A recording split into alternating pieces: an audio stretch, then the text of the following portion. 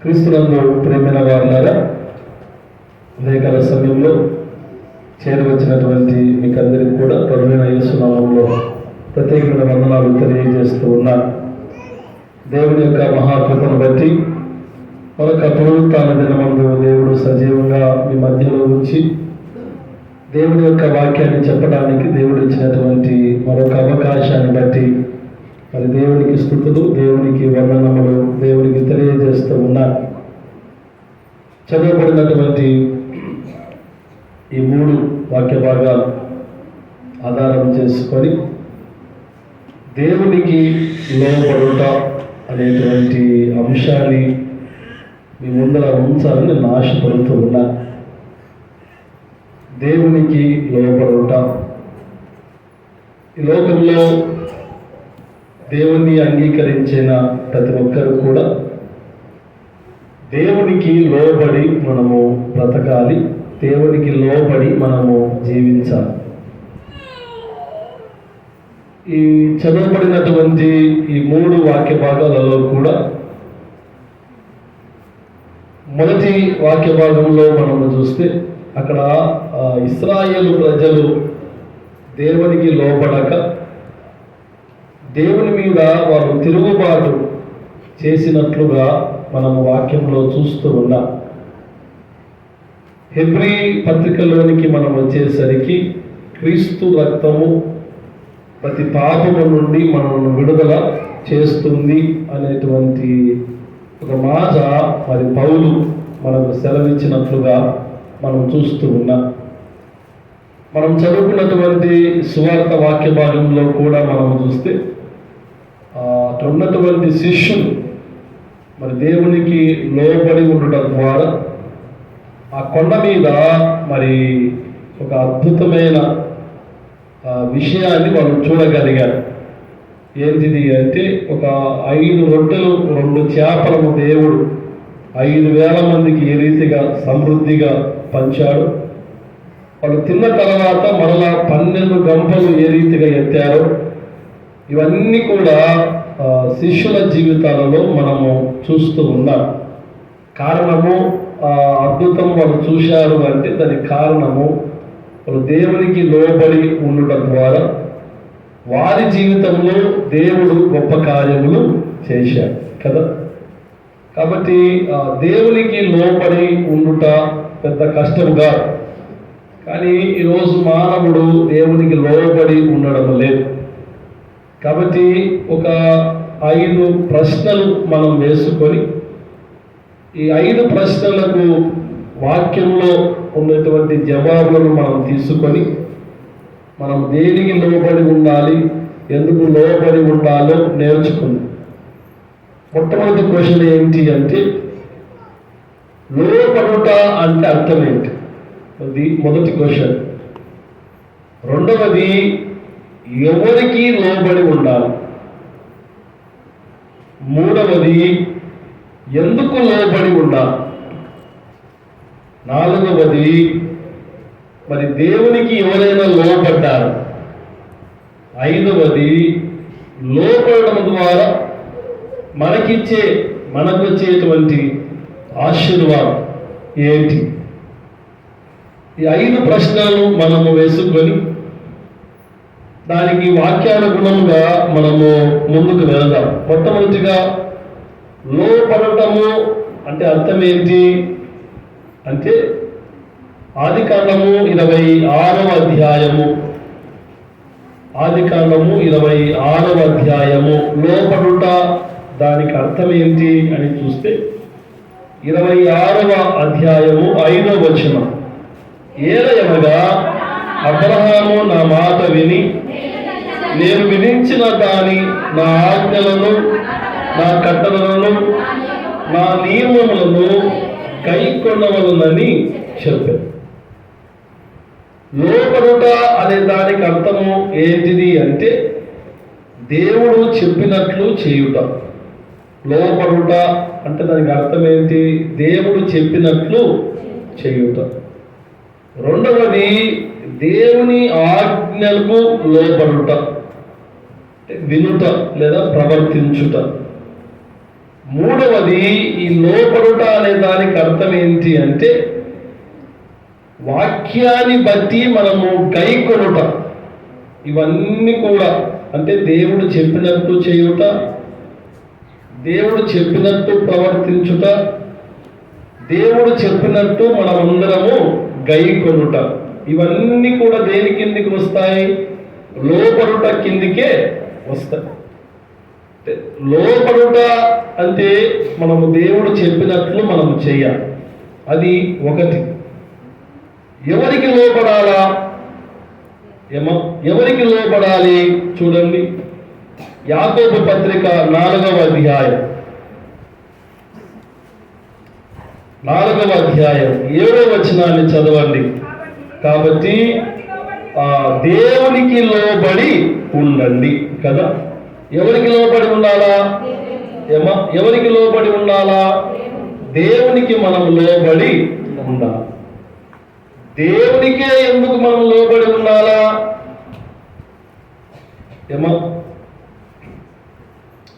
ఒకవేళ పెద్దలకు మనం లోబడి ఉంటే ఆ పెద్దలు మనకి ఏదైనా డబ్బులు ఇస్తారు కదా. ఈ ఆకు వంచి కాలు ముక్కేది ఎప్పుడమ్మా? ఉగాదిగా, దసరా. ఈ పండగే కదా దసరాక. నేను మర్చిపోయాను ఇప్పుడు, చిన్నప్పుడు ఏదో తెలుసో తెలియకో ఆకు ఇచ్చి కాలు ముక్తే డబ్బులు ఇస్తారని చెట్ల మీదకి ఎక్కి ఆకంతా దింపి పెద్దల కాలు ముక్తా ఉంటుంది. అది దసరాక. మంచిది. ఎవరైనా ముక్కుతారా? అలవాటు ఉందే? ఇంకా ముఖ్య అలవాటు ఎవరికైనా ఉందే? ముక్కవుతండి ఊరికి. అంటే అధికారులు అంటే పెద్దలకు మనము లోబడి ఉండడం ద్వారా వాళ్ళు మనకి ఏమైనా ఇస్తారు అనేటువంటి ఆశ, లేదా అధికారులకు మనం లోబడి ఉండడం ద్వారా వాళ్ళ ద్వారా మనం ఏమైనా పొందుకుంటాము అనేటువంటి ఆశ. కానీ ఈ వాక్యం ఏమని సెలవిస్తా ఉంది అంటే మీరు పెద్దలకు లోబడి ఉండొద్దండి, అధికారులకు మీరు లోబడి ఉండొద్దండి, నాకు మాత్రమే మీరు లోబడి ఉండండి. ఎందుకు? దేవునికే మనం లోబడి ఉండాలా? ఎందుకంటే ప్రేమైన వారులారా, ఈ లోకంలో ఒకవేళ వాళ్ళు ఎంత బాగా చేసినా, ప్రభుత్వాలు ఎంత బాగా చేసినా ఒక 5 ఏళ్ళు పెడతారు. ఇంకా ఇష్టమైతే మళ్ళీ ఒక 5 ఏళ్ళు పెంచుకుంటాం కదా మనం ఓట్లేసి. సరిగ్గా చేయకపోతే ఇంకొక పార్టీకి ఓట్లు వేసుకొని వాళ్ళ ప్రభుత్వాన్ని మనం తీసుకుని వచ్చుకుంటాం కదా. అంటే ఎంత బాగా పని చేసినా అధికారులు మహా అంటే ఒక 10 సంవత్సరాలు, ఒక 15 సంవత్సరాల కంటే మనం ఎక్కువగా వాళ్ళని పెట్టుకో. ప్రభుత్వాలను మనం ఏం చేస్తూ ఉంటాము? మార్చుకుంటూ ఉంటాం. కానీ దేవుని యొక్క వాక్యం ఏమనంటుంది అంటే మీరు అధికారులకు లోబడి ఉంటే మీకు ఎటువంటి ప్రయోజనం ఉండదు. ఎందుకంటే ఒక 5 ఏళ్ళు ఒక అధికారం ఉంటుంది, ఇంకొక 5 ఏళ్ళు ఇంకొక అధికారం ఉంటుంది. మీరు నాకు లోబడి ఉండండి, దేవునికే లోబడి ఉండండి అని దేవుడు ఎందుకంటా ఉన్నాడు అంటే ఇర్మియా గ్రంథము 10వ అధ్యాయం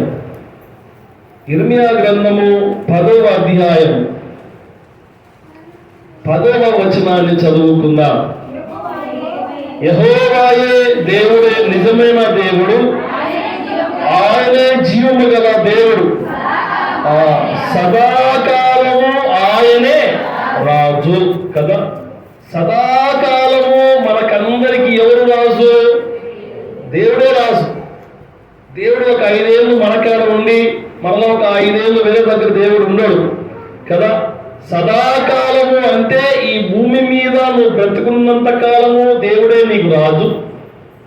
ఈ భూమి మీద నువ్వు చనిపోయిన తర్వాత పరలోకము వెళ్ళినా కూడా అక్కడ ఎవరు రాజు? అక్కడ ఎవరు రాజు మారుతాడా? అక్కడ దేవుడు మారడు, ఇక్కడ దేవుడు మారడు. సదాకాలము దేవుడే రాజు కనుక దేవునికి మనం తప్పకుండా ఏం చేయాలా? లోబడి ఉండాలా. వేరే ఛాన్స్ మనకు లేదు. తప్పకుండా మనం ఎవరికి లోబడి ఉండాలా? దేవునికి మనం లోబడి ఉండాలి. అది రెండవది. అంటే లోబడుట అర్థం ఏంటమ్మా? లోబడుట అంటే అర్థం ఏంటి? దేవుడు చెప్పినట్లు చేయుట. అది జవాబు. రెండవది ఎవరికి లోబడాలా, ఎందుకు లోబడాలా? సదాకాలము ఆయనే రాజు కనుక మనం ఆయనకు తప్ప ఇంకొకరికి లోబడవలసిన అవసరం మనకు లేదు. ఇది రెండవది. మూడవది, ఎందుకు మనము దేవునికి లోబడి ఉండాలి? కారణం ఏంటి? దేవునికి మనం లోబడి ఉండడం ద్వారా దానికి కారణం ఏంటి? చూడండి ప్రియమైన వారులారా, దినవృత్తాంతములు 2వ గ్రంథము 30వ అధ్యాయము 8వ వచనాన్ని మనము చదువుకుందాం. దినవృత్తాంతములు 2వ గ్రంథము 30వ అధ్యాయము 8వ వచనం. మీ పితరుల వలె మీరు అవిధేయులు కాక యెహోవాకు లోబడి ఆయన శాశ్వతముగా పరిశుద్ధపరచిన ఆయన పరిశుద్ధ మందిరంలో ప్రవేశించి మీ దేవుడైన యెహోవా మహోగ్రత మీ మీద నుండి తొలగిపోయినట్లు ఆయనను సేవించు. ఇక్కడ రాజు అక్కడ ఉన్నటువంటి ప్రజలను దేవుడు హెచ్చరిస్తా ఉన్నాడు. రాజు అక్కడ ఉన్నటువంటి ప్రజలందరినీ హెచ్చరిస్తా ఉన్నాడు.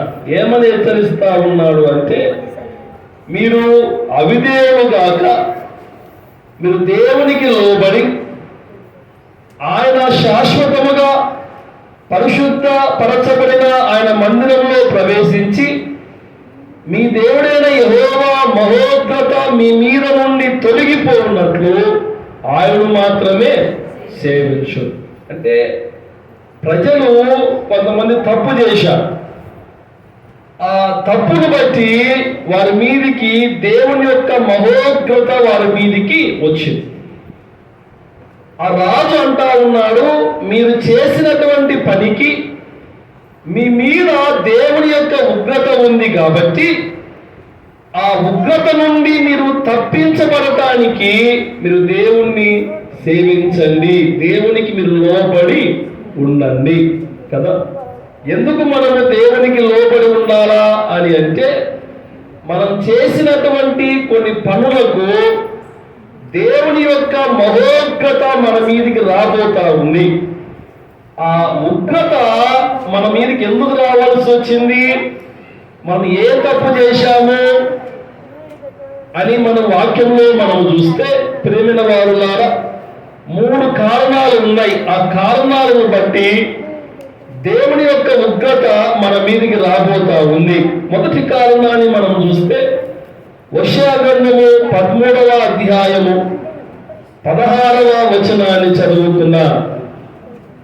హోషేయ గ్రంథము 13వ అధ్యాయము 16వ వచనం, పేజీ నంబరు 751. హోషేయ గ్రంథము 13వ అధ్యాయము 16వ వచనం. షోమ్రోను తన దేవుని మీద తిరుగుబాటు చేసెను కనుక అది శిక్ష నొందును. జనులు కత్తిపాలగుదురు, వారి పిల్లలు రాళ్లకు వేసి కొట్టబడుదురు, గర్భిణీ స్త్రీలు కడుపును చీల్చబడు. షోమ్రోను అనేటువంటి ఒక తెగ, ఒక ప్రజలు దేవుని మీద ఏం చేశారంట? తిరుగుబాటు చేశారు. దేవుని మీద తిరుగుబాటు చేసినప్పుడు వారి మీదకి ఏమొచ్చింది అంటే శిక్ష వచ్చింది. ఏ శిక్ష వచ్చింది అంటే, మొట్టమొదటిగా షోమ్రోను మీదకి యుద్ధం వచ్చారు, యుద్ధం చేయటానికి వచ్చారు. అంటే కత్తిపాలగుదురు అంటే వాళ్ళు యుద్ధంలో ఓడిపోతారు. అనేక మంది ఆ కత్తులతో ఏం చేయబడతారు? చంపబడతారు.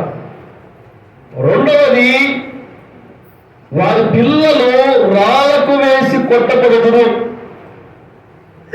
అంటే స్త్రీలు ఈ బట్టలు ఉతుకుతా ఉంటారు కదా, ఒక వారం పట్టుకొని బండలకు బాగుతూ ఉంటారు. ఆ కాలంలో ఈ షోమ్రోను అనేటువంటి తెగ చేసినటువంటి పాపం, దేవుని మీద తిరుగుబాటు చేసినటువంటి పాపము ద్వారా ఆ కాలంలో కాళ్ళను పట్టుకొని, పిల్లల కాళ్ళను పట్టుకొని తలలో బండలకు బాధారు. అంటే దేవుని మీద తిరుగుబాటు చేసినప్పుడు దేవుని యొక్క మహోగ్రత వారి మీదికి వచ్చింది. ఎలాగ వచ్చింది అంటే వారి జనులు కత్తిపాలగుదురు, అంటే యుద్ధం వారి మీదికి వచ్చింది. ఆ తల్లులు తండ్రులు చూస్తుండగానే పిల్లల యొక్క కాళ్ళను తీసుకొని పిల్లల తలలను బండలు కొట్టారు. ఆ తల్లులు గర్భవతులుగా ఉన్నప్పుడు వాళ్ళు బ్రతికి ఉండగానే ఏం చేశారు అంటే వారి కడుపులను కోశారు. కడుపులను కోసి ఆ కడుపులో ఉన్నటువంటి పిండాలను తీసి కాళ్ళలో పారవేశారు. అంటే సొమ్రోను మీదికి ఇంత కఠినమైన శిక్ష ఎందుకు వచ్చింది? దేవుని యొక్క మహోగ్రత వారి మీదకి ఎందుకు వచ్చింది అని వాక్యంలో చూస్తే వాళ్ళు దేవుని మీద తిరుగుబాటు చేశారు. దేవుని మీద వాళ్ళు తిరుగుబాటు చేశారు కనుక దేవుని యొక్క మహోగ్రత వారి మీదికి వచ్చింది. అంటే వాళ్ళు దేవునికి లోబడి జీవించాలి. దేవునికి వాళ్ళు లోబడి జీవించలేనందున వాళ్ళు దేవుని మీద ఏం చేశారు? తిరుగుబాటు చేశారు. మనం చదువుకున్నటువంటి ఈ మొదటి వాక్య భాగంలో కూడా ఇశ్రాయేలు ప్రజలు అన్ని విషయాలలో కూడా దేవుని మీద తిరుగుబాటు చేశారు. విశ్వాసంతో ముందుకు వెళ్ళలేదు. ఎర్ర సముద్రం అడ్డుగా వచ్చినా దేవుని మీద తిరుగుబాటు చేశారు. నీళ్లు చేదుగా ఉన్నా దేవుని మీద తిరుగుబాటు చేశారు. నీళ్లు లేకపోయినా దేవుని మీద తిరుగుబాటు చేశారు. ఆహారం లేకపోయినా దేవుని మీద తిరుగుబాటు చేశారు. అందుకే ఇశ్రాయేలు ప్రజలు వాగ్దాన భూమిలోకి వెళ్ళలేకపోయారు. కారణం ఏంటి అంటే విశ్వాసముతో ముందుకు వెళ్ళాల్సినటువంటి ఇశ్రాయేలు ప్రజలు అన్ని విషయాలలో కూడా దేవుని మీద ఏం చేశారు? తిరుగుబాటు చేశారు. అందుకే వాళ్ళు మధ్యలోనే రాలిపోయారు. వాళ్ళ మధ్యలోనే దేవుడు వారిని చంపేశాడు. మధ్యలోనే వాళ్ళు పాము కాటుకు గురయ్యి 1,75,000 మంది ఒకే రోజు చనిపోయారు. ఇవన్నీ కారణం ఏంటి? వీళ్ళందరూ కూడా ఎవరు అంటే దేవుని బిడ్డలే. ఎందుకు చనిపోవాల్సి వచ్చింది అంటే వాళ్ళు దేవుని మీద ఏం చేశారు? తిరుగుబాటు చేశారు. దేవుని మీద వాళ్ళు తిరుగుబాటు చేశారు కనుక దేవుడు వారిని నాశనం చేశాడు అనేటువంటి మాట ప్రియమైన వారులారా దేవుడు తన వాక్యం ద్వారా మనతో మాట్లాడుతూ ఉన్నాడు. అంత మాత్రమే గాక చూడండి, దేవుడు వారి ఇశ్రాయేలు ప్రజల పట్ల ఆయన ప్రేమను ఎలా వ్యక్తపరుస్తూ ఉన్నాడో చూడండి. యెషయా గ్రంథంలో చూస్తే 1వ అధ్యాయము 2వ వచనము 3వ వచనాన్ని 4వ వచనాన్ని చదువుకుందాం. యెహోవా మాట్లాడుచున్నాడు, ఆకాశమా ఆలకింపుము, భూమి చెవియొగ్గుము. నేను పిల్లలను పెంచి గొప్పవారిగా చేసి తిని. వారు ఏం చేశారంట? నా మీద తిరుగుబాటు చేశారు. నేను పిల్లలను పెంచి వాళ్ళని ఇలాగ చేశారంట, గొప్పవారుగా చేశారు. వాళ్ళని ఒక ఉన్నతమైన స్థానంలో పెట్టారు. వారికి ఏ ఆశీర్వాదాలు కావాలో ఆశీర్వాదాలు ఇచ్చా. వారికి ఏమి కావాలో వాళ్ళు అడగక ముందు నేను అవన్నీ కూడా వారికి ఇచ్చా. వాళ్ళని గొప్పవారిగా చేశాను. కానీ వారు నా మీద ఏం చేశారంట? మరలా తిరుగుబాటు చేశారు. ఎద్దు తన కామను నెరుగును, గాడిద సొంత వారి తోటి తెలుసుకును. ఇశ్రాయేలులకు ఏమి లేదంట? తెలివి లేదు. నా జనులు యోచింపరు. పాపిష్టి జనమ, దోషభరితమైన ప్రజలారా, దుష్ట సంతానమా, చెరుపు చేయు పిల్లలారా, మీకు శ్రమ. ఎవరికి శ్రమ? ఎవరైతే దేవుని మీద తిరుగుబాటు చేశారో, ఎవరైతే దేవుణ్ణి మర్చిపోయారో, ఎవరైతే దేవుణ్ణి విసర్జించారో వారికి శ్రమ. వారు యెహోవాను విసర్జించి ఉన్నారు. ఇశ్రాయేలు యొక్క దేవుణ్ణి దూషింతురు. ఆయనను విరిచి తొలగిపోయి. ఇవన్నీ కారణాల ద్వారా దేవుని యొక్క మహోగ్రత వారి మీదికి వచ్చింది. ఊరికనే రాదండి. మనుషుల మీదకి దేవుని యొక్క ఉగ్రత ఊరికనే రాదు. ఎప్పుడైతే దేవుణ్ణి విసర్జిస్తారో, ఎప్పుడైతే దేవుణ్ణి మర్చిపోతారో, దేవుని జ్ఞానం కంటే మా జ్ఞానం ఎక్కువ అని ఎవరైతే విర్రవీగుతారో కదా, తప్పకుండా వారి జీవితాలలో దేవుడు నేనున్నాను అని చూపిస్తాడు కదా. గత ఒక 3 రోజుల కిందట జపాన్లో భూకంపం వచ్చింది కదా, టీవీలలో చూసాము కదా. జపాన్లో భూకంపం ఎందుకు వచ్చింది అంటే జ్ఞానము పెరిగిపోయింది. జపాను ఒకప్పుడు చాలా మందిరాలు ఉండేవి, దేవుని ఆలయాలు ఉండేవి. ఈ టెక్నాలజీ ఎప్పుడైతే జపాన్లో పెరిగిపోయిందో మందిరాలు కూడా మూయబడ్డాయి. అంటే వాళ్ళ యొక్క ఆలోచన ఏంటిది అంటే, ఇక దేవుడు మాకు అవసరము లేదు, మా జ్ఞానం మాకు ఉంటే చాలు, మా జ్ఞానం చేతనే మేము ఇల్లు కట్టుకుంటా ఉన్నాం, మా జ్ఞానం చేతనే మేము బుల్లెట్ ట్రైన్లను ప్రవేశపెడుతూ ఉన్నాం, ఇక దేవుడితో మాకు ఎటువంటి పని లేదు అని చాలా మందిరాలు వాళ్ళే వెళ్ళి మందిరాలకు తాళాలు వేసుకొని మందిరాలు పడగొట్టి ఇల్లు కట్టుకున్నారు జపాన్. ప్రేమైన వారులారా, ఒకడు 25 అంతస్తుల ఇల్లు కట్టి పైన స్విమ్మింగ్ పూల్ కట్టుకున్నాడు. ఈ భూకంపము ఎప్పుడైతే ప్రారంభించబడిందో పైన స్విమ్మింగ్ పూల్ అనేది నీళ్లు కదా, ఒక్కసారి అది ఊగి అలాగే కూల్చబడింది. స్విమ్మింగ్ పూల్ అనేది ఎక్కడ ఉండాలా? కింద ఉండాలి. ఎక్కడ ఉండేది అక్కడ ఉంటే మంచిది కదా. వీడు కింద కట్టుకునేది పైన కట్టుకున్నాడు, పైన కట్టుకునేది కింద కట్టినాడు. దేవుడు ఏం చేయాలంటే, వరా మీ జ్ఞానం పక్కన పెట్టరా నాయన, నేను కూడా ఉన్నాను అని ఒక్కసారి మీరు గుర్తు చేసుకోండి అని దేవుడు ఏం చేయాలంటే అతను కనిపించగానే బిల్డింగ్లన్నీ కూల్చబడి మరలా ఇప్పుడు ఏం చేస్తా ఉన్నారంటే ఆదివారాలు ఇళ్ళలో కూడుకుని దేవునికి ప్రార్థనలు చేస్తా ఉన్నారంట. అంటే అన్ని ఉన్నప్పుడు ఎవరిని మర్చిపోతా ఉన్నారు? దేవుణ్ణి మర్చిపోతా ఉన్నారు. శ్రమలు రాగానే, కష్టాలు రాగానే, కొన్ని ఆటంకాలు రాగానే, మరలా ఆదివారం కాగానే మరలా ఏం చేస్తా ఉన్నారంట, మరలా ఇళ్లలో కూడి దేవుణ్ణి ఆరాధన చేస్తూ ఉన్నారు. అంటే ప్రేమైన వారులారా, మనము అనుకోవడం కాదు కానీ దేవుడు మన జీవితంలో ఆయన అనుకోవాలి. దేవుడు మన జీవితంలో ఎప్పుడైతే అనుకుంటాడో మన జీవితాలలో దేవుడు గొప్ప కార్యాలు ఆయన చేస్తాడు కదండి. అంటే నీ మీదికి మహోగ్రత ఎందుకు రాబోతా ఉంది, ఎందుకు వస్తా ఉంది అని అంటే, నువ్వు దేవుణ్ణి మర్చిపోయావు, నువ్వు దేవుణ్ణి వదిలిపెట్టావు, నువ్వు దేవుణ్ణి తృణీకరించావు, నువ్వు దేవుణ్ణి విసర్జించావు కాబట్టి దేవుని యొక్క ఉగ్రత నీ మీదికి వస్తావు. అది 3వ దానికి ఆన్సర్ అండి.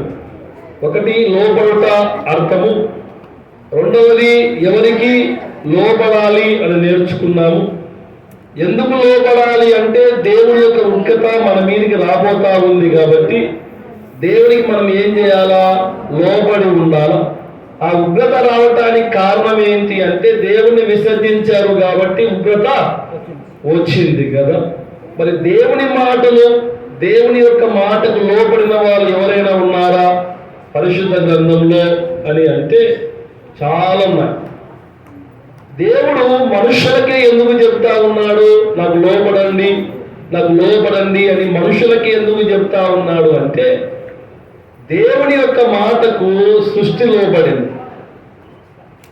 సముద్రాన్ని దేవుడు గద్దించగానే సముద్రం ఏమైపోయింది? నిమ్మలమైంది. అంటే సృష్టి దేవునికి లోబడి. 2వది యోనాను ఎత్తి సముద్రంలో వేశాడు. వేయగానే దేవుడు చేపకు ఆజ్ఞ ఇచ్చాడు, నువ్వు వెళ్ళి యోనాను మృంగు అని. వెంటనే ఆ చేప ఏం చేసింది అంటే దేవునికి లోబడి యోనాను మృంగేసింది. మరలా దేవుడు అన్నాడు, నువ్వు 3 రోజుల వరకు ఏమీ తినకూడదు అని మనుష్యుతో అన్నా. ఎవరితో అన్నాడు?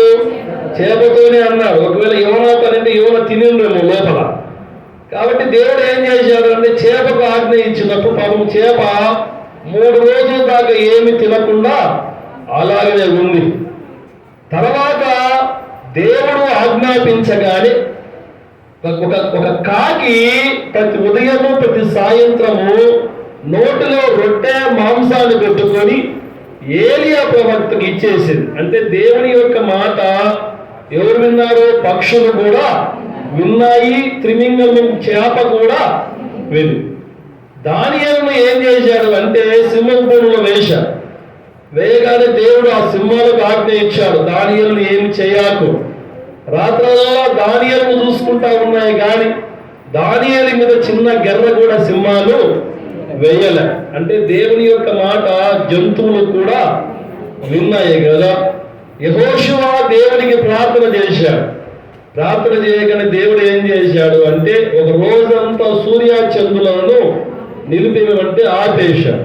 అంటే దేవుని యొక్క మాట ఆకాశంలో ఉన్నటువంటి సూర్యుడు విన్నాడు, చంద్రుడు కూడా విన్నాడు. చివరికి దేవుని యొక్క మాట ఎవరు విన్నారు అంటే దయ్యాలు కూడా విన్నాయి. ఎవరు విన్నారంట? దయ్యాలు కూడా లోపడ్డాయంట. అయ్యా, నీకు వీలైతే నా ఆత్మలన్నీ ఆ పందులోనికి పోని అని దేవుడికి లోబడి దయ్యాలు దేవుడికి లోపడ్డాయంట కానీ అసలైన దయ్యాలు లోపడడం లేదంట. ఎవరమ్మా అసలైన దయ్యాలు? మనం పెద్ద దయ్యాలా చిన్న దయ్యాలా? దేవుడు అందుకే మనుషులతో మాట్లాడుతూ ఉన్నాడు. అయ్యా, నా మాట పక్షులు వింటా ఉన్నాయి, జంతువులు వింటా ఉన్నాయి, ఇదిగో సృష్టిలో అన్ని వింటా ఉన్నాయి, చివరికి దయ్యము కూడా నా మాట వింటా ఉంది. కానీ నా మాట వినాల్సినటువంటి ప్రజలు నా మాట వినాల్సింది అవిగా, వినాల్సింది ఎవరు? మనం వినాలి. అంటే మనము వినడం లేదు అంటే ఆ దయ్యాల కంటే మనమే పెద్ద. నేను అనడం లేదమ్మా, మీరు అనుకుంటున్నారు నాకు సంబంధం. మళ్ళా బాబు దయ్యాలు నన్ను అన్నయ్య నన్ను అడిగినా ఏమో నేను అనడం లేదు. అంటే దయ్యాలు వింటా ఉన్నాయి కానీ మానవులము వినడం. మనం వింటే మనం దేవునికి లోపడితే బాగుపడతాం. మనం దేవునికి లోపడకపోతే నష్టపోయేది కూడా మనమే కదండి. దేవునికి లోపడిన వాళ్ళను మనం చూశాం కదా. దేవునికి లోబడి ఉండడం ద్వారా మనకు వచ్చేటువంటి ఆశీర్వాదం ఏంటి? ఆ ఒక్క మాటను మనం చదువుకొని మన వాక్యాన్ని ముగించుకుందాం. యాకోబు రాసిన పత్రిక 4వ అధ్యాయం, యాకోబు రాసిన పత్రిక 4వ అధ్యాయం 7వ వచనాన్ని చదువుకుందాం. కాబట్టి దేవునికి లోబడి ఉండి అపవాదిని ఎదురించుడి, అప్పుడు వాడు మీ యొద్ద నుండి పారిపోవును. ఎందుకమ్మా మనం దేవునికి లోపడాలా? దేవునికి లోపడడం ద్వారా మనకు వచ్చే ఆశీర్వాదం ఏంటి అంటే దేవునికి ఎవరైతే లోపడతారో వాడు సాతానుని ఏం చేస్తారంట? ఎదురిస్తాడు. దేవునికి ఎవరైతే లోపడతారో వాడు సాతానికి లోపడి ఉండలేడు. ఎవరైతే దేవుని మాట వింటాడో సాతాను మాట వినడు. సాతాను మాట వింటా ఉన్నాడు అంటే వాడు ఎవరి మాట వినడం లేదు. గుర్తుపెట్టు కదా. మనోనికి సోమవారం నుంచి శనివారం దాకా ఏ పని ఉండదు. ఆదివారం అయ్యేసరికి వాడికి 8 నుంచి 10 గంటల వరకే పని ఉంటుంది. ఏం పని ఉండదు, ఒక బేడిపోయే పని ఉంటుంది. ఎందుకంటే వాడు ఎవరి మాట వినడు? దేవుని మాట వినడు. కాబట్టి ఎవరి మాట విని బయటికి పోతాడు? నువ్వు సాతాను గాని మాట వినకుండా ఉండాలి అంటే నువ్వు దేవునికి లోబడి ఉండాలా. నువ్వు దేవునికి లోబడి ఉన్నట్లయితే సాతానును ఎదిరించగలవు. సాతానును ఎదిరిస్తేనే నీకు దేవుని ద్వారా ఆశీర్వాదాలు వస్తాయి. వాటిని మనం జ్ఞాపకం చేసుకొని ఉదయకాల సమయంలో ప్రేమైన వారులారా దేవునికి మనము లోబడి సాతానును ఎదిరించి మరి దేవుని ద్వారా 3 అంతల ఆశీర్వాదములు మీరందరూ పొందుకొని సంతోషంగా ఉండాలని ప్రభు పేర నేను మనవి చేస్తూ కృప పరిశుద్ధాత్మ దేవుడు మనకు, మన కుటుంబాలకు, మన సంఘానికి అనుగ్రహించును గాక. ఆమేన్.